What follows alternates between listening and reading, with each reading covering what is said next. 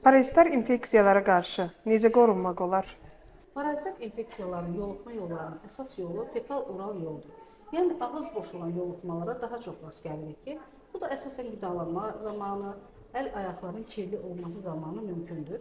Bunun üçün əsasən qidalanma zamanı əlləri təmiz yumaq, dırnaqları kəsərək təmiz saxlamaq, gigiyenaya daha yaxşı fikir vermək və əsasən yediyimiz qidaların təmiz, termiki emala uğramış və köhnə olmadan istifadə olunması daha önəmlidir. Parazitlər necə ötürülür?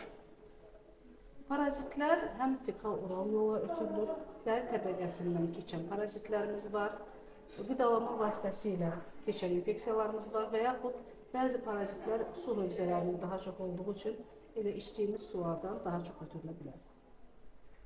Uşaqlarda parazitlərə yoluxma riski nə qədər yüksəkdir? Uşaqlarda daha çox bu invaziyalar rast gəlinir ki, uşaqlar ən çox əlləri yerdə olur və yaxud da yer şəraitində eməkləyərək, oynayaraq, oyuncaqlardan istifadə edərək əllərini çirkləndirə bilirlər. Və dırnaq aralarına dolmuş kirləri gigiyenik vasitələrdən istifadə etmədən qidalanarlarsa və bu zaman fekal-oral yolla yoluxmamız daha mümkündür. Bundan savayı uşaqlar ən çox qumlu yerlərdə, torpaqlı yerlərdə əgər oynayırlarsa, mütləq əllərinin gigiyenasına fikir vermək lazımdır.